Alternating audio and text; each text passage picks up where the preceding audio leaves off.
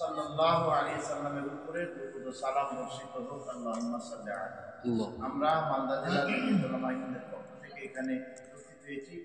উপস্থিত আছেন আমাদের মালদা জেলা জমিয়তুল উলামায়ের সম্পাদক মুফতি মুহিদুল ইসলাম সাহেব, একটু আগে বক্তব্য রাখলেন।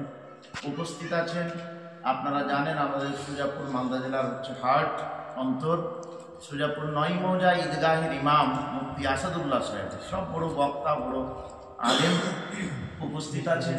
আমাদের চাষপাড়া জামে মসজিদের ইমাম এবং জমিয়তের লোক, ওনারা সব মুক্তার হোসেন সাহেব উপস্থিত আছেন।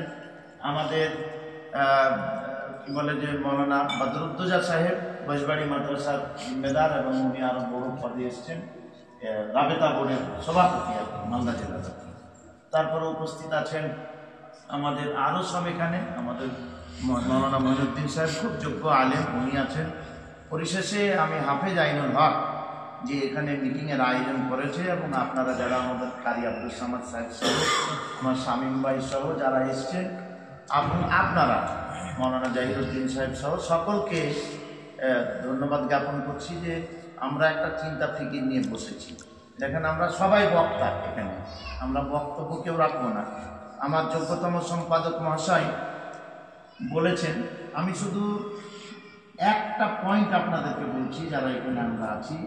আল্লাহ রসুল সাল্লাল্লাহু আলাইহি সাল্লাম 63 বছরের জীবনী, প্রথম দিকে 40 থেকে নিয়ে 23 বছরের জীবনে তিনি দাওয়াত ও তাবলীগের কাজ করে গেছেন। জি, 3টে কাজ আমাদের আকাবিররা রাসূলুল্লাহ সাল্লাল্লাহু আলাইহি ওয়াসাল্লামের কাছ থেকে নিয়ে আমাদের কাছে ছেড়েছেন। আল্লাহ রাসূল সাল্লাল্লাহু আলাইহি ওয়াসাল্লামের প্রথম দাওয়াত ও তাবলীগের কাজ ছিল 1। 2 নম্বরে ছিল মাদ্রাসা। আরকাম রাদিয়াল্লাহু তাআলা আনহুর বাড়িতে সাফা পাহাড়ের পিছনে মাদ্রাসা কায়েম করেছিলেন। তালিম, দারে আরকাম বলা হচ্ছে যেটাকে, তালিম তাআল্লুমের কাজ করতেন। এটা 2টো কাজ। মক্কার জীবনে তিনি 2টো কাজের উপরে চরমভাবে ধ্যান দিয়েছিলেন, তাবলীগ এবং শিক্ষা, 2টোর উপরে গুরুত্ব দিলেন। মক্কা থেকে যখন মদিনা গেলেন, তালিম, শিক্ষা, তাবলীগের পাশাপাশি আল্লাহ রাসূল সাল্লাল্লাহু আলাইহি ওয়াসাল্লাম এই 2টো জিনিসকে টিকিয়ে রাখার জন্য, এই 2টোকে টিকিয়ে রাখার জন্য ওখানে গিয়ে বিশেষ প্রয়োজনে যুদ্ধে অংশগ্রহণ করেছিলেন। 95খানা যুদ্ধে আল্লাহ রসুল সাল্লাল্লাহু আলাইহি সাল্লাম বড় বড় যুদ্ধ, ছোট যুদ্ধ অংশগ্রহণ করেছিলেন, কমবেশ 95খানা, মানে বুঝতে পারছেন। তাহলে তাবলীগ, মাদ্রাসা, জিহাদ, এখন ওইখান থেকে নিয়ে আমাদের আকাবিররা বিশ্বনবী মুহাম্মদুর রাসূলুল্লাহ সাল্লাল্লাহু আলাইহি ওয়াসাল্লামের জামানার যে তাদের যে ইলম, তাদের যে তাসাউফ, তাদের যে আল্লাহ সহনশীলতা দিয়েছিলেন, আমরা সেই সব কাজ এখানে করতে পারি না। আমাদের আকাবিররা সেই কাজ নিয়ে এসছেন। আমাদের একটা সিস্টেম, দারুল উলুম দেওবান মাদ্রাসা চলছে, শিক্ষার সারা পৃথিবীতে দারুল উলুম দেওবানদের স্কলার খিদমত করছেন। একটা ওই লাইনেই আছে মাদ্রাসা ডিপার্টমেন্ট, শুধু শিক্ষার ব্যাপারে আছে। আমাদের একটা ডিপার্টমেন্ট হচ্ছে কি বলে যে মাদ্রাসা এবং রাবেতা যে আমরা চালাই সেটা। আমাদের আকাবিররা আর একটা দিয়েছেন তাবলীগ জামাত আমাদেরই। তো সারা বিশ্বে তাবলীগ জামাতের এমন কোনো জায়গা নেই যে আমাদের আকাবিররা কাজ করছেন না। আমাদের আকাবিররা আমাদেরকে দিয়েছেন জমিয়তে উলামায়ে হিন্দ, তাবলীগ জামাত এবং মাদ্রাসা ঠিকভাবে যেন চলে, তার জন্য 1803 খ্রিস্টাব্দে মাওলানা শাহ আব্দুল আজিজ দেহলভী রহমাতুল্লাহ আলাইহি তিনি ইংরেজদের বিরুদ্ধে ফতোয়া জারি করেছিলেন, ফতোয়ায়ে আজিজিয়া। 1803 সাল থেকে নিয়ে আজও অবধি, স্বাধীনতার আগে জমিয়তে উলামায়ে হিন্দ লড়াই করেছে। হাজার হাজার লক্ষ লক্ষ মুসলমান মাওলানা দেশের স্বাধীনতাতে রক্ত দিয়েছেন। মাওলানা হোসেন আহমদ মাদানী রহমতুল্লাহ আলাইহি, মাওলানা শেখুল হিন্দ মোহাম্মদুল হাসান রহমতুল্লাহ আলাইহি, মাওলানা আবুল কালাম আজাদ রহমতুল্লাহ আলাইহি, মাওলানা হিফজুর রহমান রহমতুল্লাহ আলাইহি, মাওলানা শওকত আলী, মাওলানা মোহাম্মদ আলী, মাওলানা ফজলে হক খায়রাবাদী, মাওলানা ইসমাইল দেহলভী শহীদ রহমতুল্লাহ আলাইহি, তারা এই সমস্ত কাজে যুক্ত ছিলেন। 1947-এর আগে, ওটা ভারতের স্বাধীনতার আগে চলে গেল। পরবর্তীতে আমাদের আকাবিররা আজও অবধি, আমি এখানে একটা পয়েন্ট শুধু বলি যে আমরা মুসলমান থাকবো, কোরআন হাদিস থাকবে আর জিহাদ থাকবে না, কিয়ামত পর্যন্ত জিহাদ থাকে। কোরআনের জিহাদের আয়াত কি উঠে গেছে? না। তো জিহাদটা কেমন হবে? আল্লাহ রাসূল সাল্লাল্লাহু আলাইহি ওয়াসাল্লাম বলছেন একটা জামানা আসবে তখন জিহাদ হবে আফজালুল জিহাদি কালিমাতু হাক্কিন ইনদা সুলতানিন জাই, অত্যাচারী শাসকের সামনে ন্যায্য কথা বলা জিহাদ। তো আমরা সবাই সব কাজ করতে পারি না একসঙ্গে। আমরা তাবলীগও সমর্থন আছি, কেউ আমরা জমিয়ত করি, আমরা মাদ্রাসার সঙ্গে যুক্ত আছি। তো বিশেষ করে জামিয়াতুল উলামা হিন্দের ফিকির হচ্ছে যত বালা মুসিবত আসবে এই সমস্ত বালা মুসিবত নিয়ে জামিয়াতুল উলামা হিন্দ লড়াই করবে। ভারতবর্ষে এখন আজান হচ্ছে মসজিদে জমিনে আপনাদের, এটা কার জন্য? পশ্চিমবঙ্গে তো আপনার আজান বন্ধ করে দিয়েছিল, কলকাতা হাইকোর্টের জাজ বারিন ঘোষ আজান বন্ধ করে দিয়েছিল, বললো না আজান শব্দ দূষণ চলবে না। জামিয়াতুল উলামা হিন্দ আন্দোলন করলো। ভারতবর্ষের সংবিধানে যে আমাদের মুফতি সাহেব বললেন মাদ্রাসা বন্ধ করার একটা চক্রান্ত থেকে শুরু করে মানে এভরিথিং, যত বিষয় আছে। আর আজকে বর্তমানে যত দাঙ্গা হচ্ছে, যত হাঙ্গামা হচ্ছে, এই তাবলীগ জামাতের উপরে করোনার দোষ চাপিয়ে দিল টোটাল। জামিয়াতুল উলামা হিন্দ সব সুপ্রিম কোর্টে লড়ল। এই বাবরি মসজিদ নিয়ে কেস জামিয়াতুল উলামা হিন্দ লড়াই করলো। আসামে বাংলাদেশি 50 লক্ষ মুসলমানকে বানিয়ে দিল, জামিয়াতুল উলামা হিন্দ কেস লড়াই করে জিতলো। তো যত দেখবেন এই বুলডোজার চলছে কোন জায়গায়, জামিয়াতুল উলামা হিন্দ কেস করে সুপ্রিম কোর্টে হাইকোর্টে বুলডোজার উঠছে। ভারতবর্ষে জামিয়াতুল উলামা হিন্দের বিকল্প নেই। তো সেই জামিয়াতুল উলামা হিন্দ বর্তমানে ভারতবর্ষের একটা সমস্যা বড়, সেটা হচ্ছে ওয়াকাফ সম্পত্তি। রেলের পরে সবচাইতে বেশি সম্পত্তি হচ্ছে ওয়াকাফের সম্পত্তি। আর ওয়াকাফের সম্পত্তি কোত্থেকে এসছে? রাসূলুল্লাহ সাল্লাল্লাহু আলাইহি ওয়াসাল্লামের জামানা থেকে ওটা আমাদের একটা মানে অগ্রাধিকার। যে ওয়াকাফের সম্পত্তি আছে কোটি কোটি কোটি কোটি কোটি হাজার হাজার কোটি টাকা সম্পত্তি, সেই সম্পত্তিকে লুট করে মুসলমানদেরকে পঙ্গু করে দিতে চাইছে। মুসলমানদের মসজিদ, মাদ্রাসা, ঈদগাহ, কবরস্থানকে ছলে বলে কৌশলে কুক্ষিগত করবার লক্ষ্যে ওয়াকাফ সংশোধনী বিল নিয়ে এসছে পার্লামেন্টে। সেই বিলের বিরোধিতা করে মুসলিম পার্সোনাল ল এবং জামিয়াতুল উলামা হিন্দের উদ্যোগে কোটি কোটি ইমেলের মাধ্যমে আমরা প্রতিবাদ জানিয়েছি। আর তারপরে ভারতের বিভিন্ন কোণায় এই ওয়াকাফ বিল প্রত্যাহারের দাবিতে সভা হচ্ছে। আমাদের কলকাতায় সভা হয়েছিল, লক্ষ লক্ষ লোক, আল্লাহর গায়বী মাদার সেখানে জমায়েত হয়েছিল। আর তারই ভিত্তিতে দেখেন মানুষ যতক্ষণ পর্যন্ত এই বিষয়টা না বুঝবে ততক্ষণ কিন্তু লাফিয়ে ময়দানে নামবে না। এখানে যারা আছেন আমি আপনার অনুরোধ করব যে ওয়াকাফ সম্পত্তি, মসজিদ, মাদ্রাসা, ঈদগাহ, কবরস্থান এখান থেকে আমাদেরকে বঞ্চিত করতে চাইছে। আমাদের বাপ দাদা পূর্বপুরুষদের সম্পত্তি থেকে আমাদেরকে একেবারে খালি হাতে ফেরাতে চাইছে। এখন যদি লড়াই না করি, রাস্তায় যদি না নামি, তো নেক্সট জেনারেশন কিন্তু আমাদেরকে ক্ষমা করবে না। আর জিহাদ যদি প্রকৃতপক্ষে এই যুগে কিছু থাকে, এই বিষয়গুলোই হচ্ছে জিহাদ, আফজালুল জিহাদ এই অত্যাচারী শাসকের সামনে। তারই প্রেক্ষিতে আমাদের মালদা জেলা জামিয়াতুল উলামা হিন্দের আগামী ফেব্রুয়ারির 5 তারিখে আপনার সুজাপুরে হাতিমারি মাঠে প্রকাশ্য সমাবেশ হবে ইনশাআল্লাহ। সেই সমাবেশকে সাফল্যমণ্ডিত করার জন্য আমরা এসেছি। আমরা বক্তব্য রাখলে দেরি হয়ে যাবে আমাদের, ওই জন্য আমাদের সবাই বক্তা এখানে। আমি ক্ষমা চেয়ে নিচ্ছি যে সবাইকে 2 মিনিট করে দিতে হতো, কিন্তু দেব না। আমরা রূপরেখা তৈরি করতে এসেছি। কি রূপরেখা? গোটা জেলাতে আমাদেরকে করতে হবে যে শাহাবাদপুরে আমাদের যতগুলো আমাদের মানে আছে মসজিদ আছে, মুসলমানদের যত মসজিদ, সমস্ত মসজিদে চিঠির দ্বারা এটা একটা প্রচার প্রসার হতে হবে। 1, 2 এবং মসজিদে ইমামদেরকে উদ্বুদ্ধ করে আপনারা পরবর্তীতে মিটিং করে যে কটা দিন সময় আছে, যে ভাই এটা আমাদের ব্যক্তিগত ব্যাপার না, সকলের ব্যাপার। তো সকলকে পাবলিককে বোঝাতে হবে যে এটা আমাদের মরণ এবং বাঁচার লড়াই। ওয়াকাফ সম্পত্তি উদ্ধারের জন্য এই মালদা জেলা মুসলিম অধ্যুষিত জেলা, সেইখানে যদি আমরা সকলে মিলে 1 লক্ষ লোক যদি জোগাড় করতে না পারি তো অনেক বলে ওদেরই তো সারা নেই। হ্যাঁ, ওরা বাবরি মসজিদ নিয়ে নিচ্ছে জোর করে, আমরা রাস্তায় নামি। আমাদের আকাবিররা হিকমত বুঝেছিলেন, ভেবেছিলেন হয়তো থেমে যাবে, কিন্তু না, ওই যে বাবরি মসজিদ নিয়ে নিল। এখন বাবরি মসজিদকে সামনে রেখে যেখানে আমাদের ভারতের সংবিধান আইন করা আছে, কি আইন করা আছে? যে ওয়ার্শিপ আইন হচ্ছে যে 1947 সালের পরে মসজিদ, ঈদগাহ, কবরস্থান, মাদ্রাসা, গির্জা, মন্দির যেটা যে অবস্থায় আছে ওখানে আর কোনো হস্তক্ষেপ হবে না। জি, আইন আছে। সেই আইনকে লঙ্ঘন করে মোদী সরকার জোর করে সুপ্রিম কোর্টের মাধ্যমে আমাদের বাবরি মসজিদ ছিনিয়ে নিল। হয়তো আমরা ভেবেছিলাম, ভারতবর্ষের জনগণ ভেবেছিল এটা বাবরি মসজিদ যেহেতু বহুদিনের, এইটা সমাধান হয়ে গেলে হয়ে যাবে।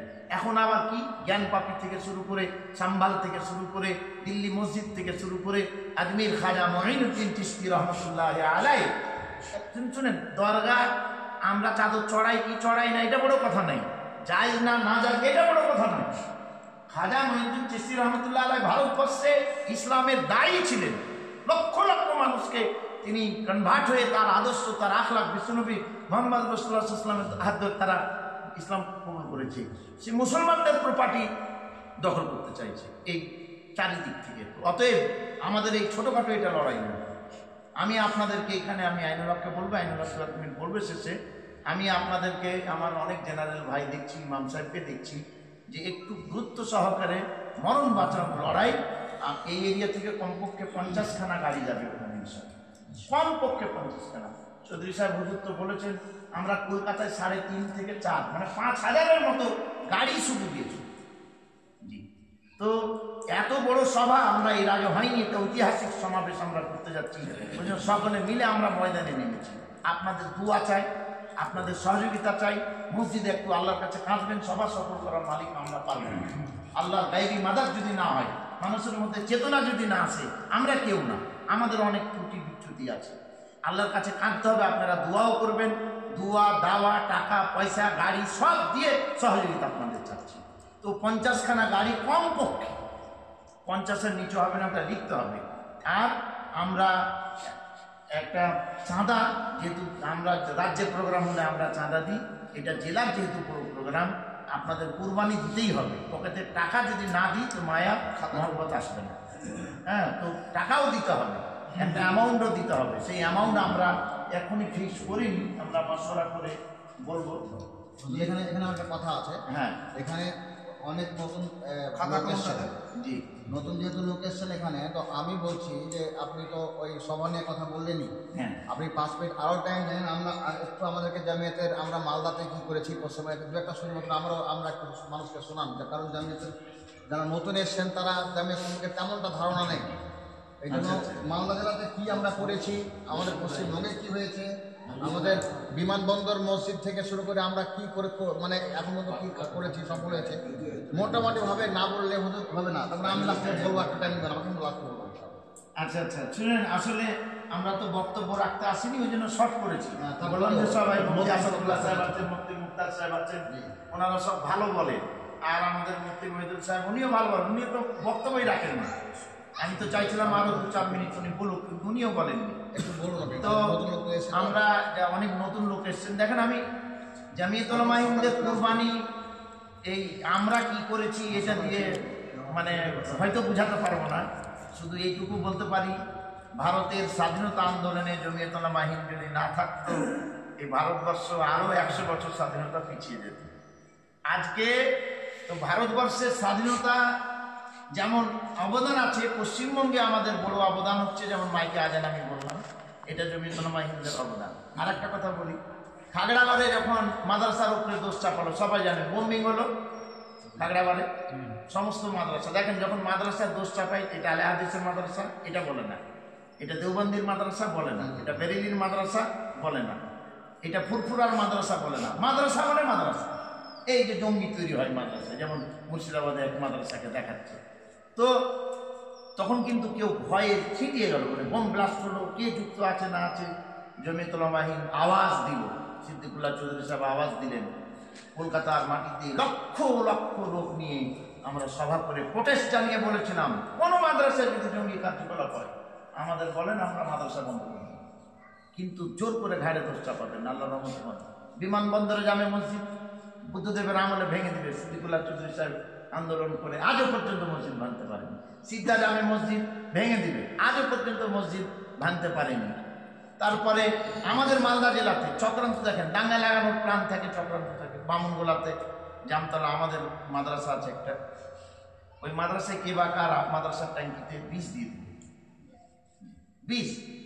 আর মাদ্রাসার কমিটি হতভম্ব হয়ে গেল। আমরা সঙ্গে সঙ্গে সেখানে গেলাম, গিয়ে মিটিং করলাম। মিটিং করে কমিটির লোক ভয় করছে, পরবর্তীতে আমরা আবার গেলাম, বিডিওর সঙ্গে যোগাযোগ, থানার সঙ্গে যোগাযোগ, তারপরে আমরা সবাই হিন্দু মুসলমান সকলকে নিয়ে ওখানে একটা মাদ্রাসা কি ও কেন প্রোগ্রাম করলাম। আলহামদুলিল্লাহ আমাদের সেই প্রোগ্রামের পরে সরকারের পক্ষ থেকে মানে ওই মাদ্রাসা চারিদিকে বিডিও অফিসের পক্ষ থেকে সিসি ক্যামেরা লাগিয়ে দিয়েছে। এক শ্রেণীর মানুষ হিন্দু মুসলমানের দাঙ্গা লাগাবার জন্য মাদ্রাসার পানির ট্যাঙ্কিতে বিষ দিয়েছিল। জি, আপনারা জানেন এই ঘোষদের সঙ্গে সুজাপুরে মাঝে মাঝে মারামারি হয়, নারায়ণপুরে এর আগে একবার ওখানে মার্ডার হলো, আর তারপরে ব্যাপক দাঙ্গার সৃষ্টি। আমরা জমিয়তুল উলামা হিন্দের পক্ষ থেকে হ্যাঁ আমরা মৌলানা আব্দুল হাই সাহেবকে ছিলেন তখন, ওনাকে বললাম চৌধুরী সাহেবের অর্ডার হলো আমরা যেতে দেবে না এসপি, আমরা ঝগড়া করে ওখানে গেলাম, আমরা লড়াই করলাম। তো মানুষের বিপদে যে কোনো কিছু হলে জমিয়তুল উলামা হিন্দ ঝাঁপায়, যে কোনো শোনেন জমিয়তুল উলামা হিন্দ ব্যক্তিগত কোনো বিষয় নিয়ে কাউকে কিছু দেখে না, সার্বিক মুসলমানদের মসজিদ, মাদ্রাসা, ঈদগাহ, কবরস্থান, জাতি, কমিউনিটি যখন বিপদে পড়ে তখন সার্বিকভাবে জমিয়তুল উলামা হিন্দ আন্দোলন লড়াই করে। আর একটা জিনিস লক্ষ্য রাখবেন, জমিয়তুল উলামা হিন্দ গণতান্ত্রিক পদ্ধতিতে লড়াই করে। আপনার ওই যে ওই মহিলা যে আল্লাহ রাসূল সাল্লাল্লাহু আলাইহি ওয়াসাল্লামের বিরুদ্ধে কটু কথা বললো, কম বড় আন্দোলন হলো ভারতবর্ষ জুড়ে, আমরা গোটা সব জেলায় জেলায় থানায় থানায় সব ডেপুটেশন দিলাম। অথচ এর আগে ওই কমলেশ তেওয়ারি আল্লাহ রাসূল সাল্লাল্লাহু আলাইহি ওয়াসাল্লামের বিরুদ্ধে কথা বলছিল, গোটা ভারতবর্ষের জমিয়ত প্রতিবাদ জানিয়ে আমাদের আন্দোলনে ওকে অ্যারেস্ট করালাম, কিন্তু মোনাজ্জাম তারিকাতে আন্দোলন করতে পারলো না কালিয়াচক আহলে সুন্নাতুল জামাতের পক্ষ থেকে। মানে আবেগে প্রেমে হাজার হাজার লোক চলে গেল, কন্ট্রোল হলো না, এবার কারা দুষ্কৃতি ঢুকে থানায় আগুন লাগিয়ে দিল। জি, থানায় আগুন লাগিয়ে দিয়ে একটা দুর্ঘটনা ঘটে গেল। তো এরকম না, জমিয়তুল উলামা হিন্দ এখন পর্যন্ত জিদুল্লাহ চৌধুরী সাহেব বলছিলেন 40 বছর কলকাতার মাটিতে এত বড় সভা পার্টির লোক ছাড়া, যখন যে পার্টি দায়িত্ব থাকে তারা ছাড়া, এখন তো সরকারের পার্টি ছাড়া অত লোক কেউ জড়ো করতে পারে না। সিদ্দিকুল্লাহ চৌধুরী সাহেব এমনি মানুষ যতই তার বিরোধিতা করুক, যতই কিছু লোক আছে মানে সব পক্ষ থেকে ছাড়া আছে, যে এরকম যারা আন্দোলন করে লড়াই করে তার বিরোধিতা করার জন্য, তাকে খারাপ করার জন্য সোশ্যাল মিডিয়াতে লোক থাকে গালিগালাজ। কিন্তু এই দেখবেন একটা জিনিস, কোনো জায়গায় কোনো বিপদ হলে সর্বপ্রথম জমিয়তুল উলামা হিন্দের পক্ষ থেকে সিদ্দিকুল্লাহ চৌধুরী সাহেব বিবৃতি দেন। তার নেতৃত্বে উনি বলছিলেন 40 বছর আমরা আন্দোলন করছি, কোনো মানুষকে আমরা বিপদে ফেলেছি?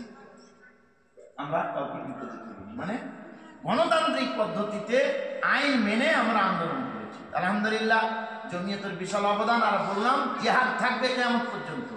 এখনকার জিহাদ হচ্ছে আফজালুল জিহাদ কালিমাতুল হক মিনাল সুলতানিন জাহিদ, অত্যাচারী শাসকের সামনে ন্যায্য কথা বলাটাই হচ্ছে জিহাদ। ওই আপনার তাবরেজ আনসারি থেকে শুরু করে হাফেজ জুনাইদকে ট্রেনে মারা থেকে শুরু করে বিভিন্ন জায়গায় যে মব লিঞ্চিং হচ্ছে, এখানে দুটো ছেলে জি মব লিঞ্চিংয়ের বিরুদ্ধে জমিয়তুল উলামা হিন্দ সর্বপ্রথম সমস্ত জায়গায়, কলকাতা এই হাইকোর্ট থেকে শুরু করে সুপ্রিম কোর্ট থেকে শুরু করে মাওলানা মাহমুদ মাদানী সব জমিয়তুল উলামা হিন্দ। ওই যে কাটছে আপনার ভূমিকম্প হলো জমিয়তুল উলামা হিন্দ, দাঙ্গা লাগলো জমিয়তুল উলামা হিন্দ। এই যে আপনার কিছুদিন আগে যে দাঙ্গা হলো বড় জায়গায় তাবলিগ এরিয়া মেওয়াত নাকি, হ্যাঁ মেওয়াত, হ্যাঁ ওখানে কেউ যেতে পারছে না কিন্তু জমিয়তুল উলামা হিন্দ গেল। আসামে দাঙ্গা, কেউ যেতে পারছে না জমিয়তুল উলামা হিন্দ। ত্রিপুরাতে মানে মিছিল বের করে মুসলমানদের গালিগালা, আল্লাহ রাসূলকে গালিগালার, কেউ যেতে পারছে না জমিয়তুল উলামা হিন্দ। সরাসরি মুখ্যমন্ত্রীর চোখে চোখ রেখে কথা বলছে জমিয়তুল উলামা হিন্দ। তো গোটা ভারতবর্ষ জুড়ে জমিয়ত যে আন্দোলন করছে কল্পনার বাইরে। মানুষ যদি জমিয়তকে বুঝতে, অনেক সময় অনেক মানুষ বুঝতে পারে না জমিয়ত, বলছে এরা রাজনীতি করছে, এরা পলিটিক্স করছে। এখানে দুটো কথা আছে, রাজনীতির বাইরে কে আছে? আপনি সাধারণ লোক ভোট দেন না, কাউকে দেন তো নিশ্চয়ই আপনার পছন্দের কেউ কাউকে ভোট দেন, তার নিয়ে তো রাজনীতি করছেন। যে মসজিদের মেম্বার বলছে যে এরা অমুক পার্টি করছে, তুমিও তো কাউকে ভোট দাও, তো তুমিও তো কাউকে থেকে বলছো। তো রাজনীতি নজরুল ইসলাম করছে, নজরুল করে না তো, মুফতি আসাদুল্লাহ সাহেব করে না তো, হাফেজ আইনুল হক ভোটে দাঁড়ায়নি তো, মুফতি মুক্তার সাহেব ভোটে দাঁড়ায়নি তো।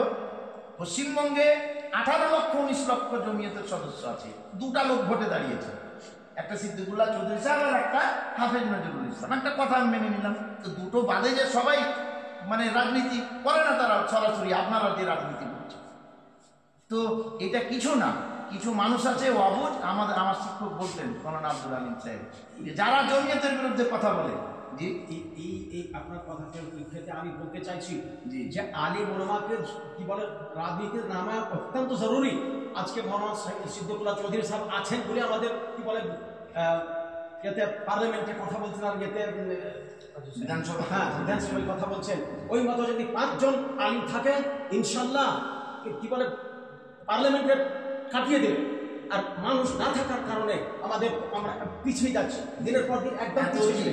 তো রাজনীতি এবার আমাদের করা উচিত, নিশ্চয়ই তার ব্যাখ্যা বিশ্লেষণ আলাদা হাজার বলছেন, আমি সমর্থন করছি। তো রাজনীতি যারা বলছে যে ওরা রাজনীতি করছে, তুমিও তো করছো রাজনীতির পাশাপাশি। আমরা মসজিদের জন্য লড়াই করছি, তোমার নেতা করবে। তুমি যাকে এমপি করে রেখেছো, তুমি যাকে এমএলএ করে রেখেছো, জীবনে তোমার জন্য বলবে। তাহলে আমি রাজনীতিও করি, আমি মসজিদের জন্য লড়াই করি, আমি মাদ্রাসার জন্য লড়াই করি, তো কাকে তুমি চুজ করবা? মুসলমান বুঝতে পারছো না? আমার মৌলানা আব্দুল আলিম সাহেব বলছিলেন একটা কথা, যে চামচিকা চিনো, উদাহরণ দেন। বলে কি চামচিকা? এই যে বাদুর, বাদুর বলে বাদুর ও সূর্য উঠলেই সূর্যকে গাল দেয়, সূর্য উঠলেই সূর্যকে গাল দেয়। কেন? ও দিনের বেলা দেখতে পায় না, আর উল্টা হয়ে এরকম করে লটকে থাকে। কিন্তু বাদুর রাত্রেবেলা ও পাকা ফল খায়, এমনি শক্ত ফল খেতে পারে না। তো বাদুর জানে না যে সূর্যের তাপে ফল পাকে, সূর্যের তাপে ফল পাকে, কলা পাকে, পেয়ারা পাকে, আম পাকে। আর ওই বাদুর ওই কলা খায়, আম খায়, পেয়ারা খায়, আর দিনের বেলা সূর্য উঠলেই সূর্যকে গাল দেয়। তো যারা জমিয়তুল মাহিনকে গাল দিচ্ছে, মৌলানা আব্দুল আলিম সাহেব বলছেন, এরা হচ্ছে চামচিকা বাদুরের দল। হ্যাঁ, যে কেন? যে ও আজকে ভারতবর্ষের মুসলমান নাম নিয়ে যে টিকা আছে, মসজিদ, মাদ্রাসা, তাবলিগ জামাত, ঈদগাহ কম, তাবলিগ জামাত যারা, তারা আন্দোলন করানো, লড়াই করানো, অনেক তাবলিগ জামাতের ভাই বলে ওটা আমাদের কাজ না। যখন দিল্লিতে করোনার নামে তাবলিগ জামাতকে কোণঠাসা করে দিল, তখন জমিয়তুল মাহিন কেসের পর কেস, কেসের পর কেস। অজিত ডোভালের সঙ্গে মৌলানা মাহমুদ মাদানী মিটিং করে, এর সঙ্গে মিটিং করিয়ে দিল সাদ সাহেব, তার সঙ্গে মিটিং করিয়ে দিয়ে পরিস্থিতি সামাল। বিদেশের যারা এসেছিলেন তাবলিগ জামাতের লোক, তাদেরকে জমিয়তুল মাহিন শেল্টার দিয়ে খাওয়ার ব্যবস্থা করে আস্তে আস্তে সব ছাড়ার ব্যবস্থা করে দিয়েছে। তো কিছু লোক আছে যারা, আমরা, আপনারা একটা কাজ দেখাতে পারবেন যে আপনারা ওই রাজনৈতিক তকমা ছাড়া যে জমিয়তুল মাহিন জাতি কমিউনিটির কোনো ক্ষতি করেছে? দেখাতে পারবেন না। তো তারা যারা কিছু লোক বলে, বুঝলেন, তারা অবুঝ। আমি তাদেরকে বুঝাবো, বলবো। অনেক জায়গায় অনেক বুঝতে পারে না, মানে নিজেদের স্বার্থ সিদ্ধি করবার লক্ষ্যে জমিয়তুল মাহিনকে বলছে রাজনীতি। এটা আজকে না, আজকে ধরে নিন তৃণমূল আছে, তো এর আগে কিছু লোক বলছিল এরা কংগ্রেসের দালাল। কি তখন ছিল? এরা বলছিল কংগ্রেসের দালাল, এখন বলছে তৃণমূলের। তো না, আমাদের অনেক লোক আছে তৃণমূলের বিরুদ্ধে বলে, অন্যায় করলেই বিরুদ্ধে বলছে। তো ভাই ওটা কথা নেই। আমি অনুরোধ করবো আপনাদেরকে যে আমরা এই বুঝাতে এসেছি যে এটা ছোটখাটো ম্যাটার না। ইনশাল্লাহ যারা আছেন মাথায় নেন, আজ থেকে প্ল্যান করেন, মিটিং করেন, দল করেন, মানে গ্রুপ করে মসজিদে মসজিদে মসজিদে গিয়ে, মাদ্রাসাতে গিয়ে কমপক্ষে 50 গাড়ি এবং টোটো মোটো, যারা টোটো ইউনিয়ন আছে তাদের সঙ্গে কথা বলবেন যে ভাই একটা দিন আল্লাহর হস্তে অকাপ সম্পত্তি রক্ষার জন্য টোটোটা তোমাদের দাও। এখান থেকে কমপক্ষে 100টা টোটো, যারা মুসলিম যারা টোটো চালায় তাদেরকে বুঝাতে হবে যে আল্লাহর কাছে জবাব দিতে হবে হাসরের ময়দানে, যে অকাপ সম্পত্তি রক্ষার জন্য আমরা একটা দিন ফ্রি নিয়ে গেছি। ওর তো আর পয়সা খরচ হবে না, ও চার্জ, ব্যাটারি চার্জ, একটা দিন যেন ইনকাম না করে। এরকম আপনারা একটা প্ল্যান করে আপনারা যদি সহযোগিতা করেন, তো ইনশাল্লাহ প্রচুর লোক যাবে। টোটো গাড়ি মিছিল হয়ে চলে গেল, হ্যাঁ, টোটো গেল, অটো গেল, মোটরসাইকেল গেল, বড় গাড়ি গেল।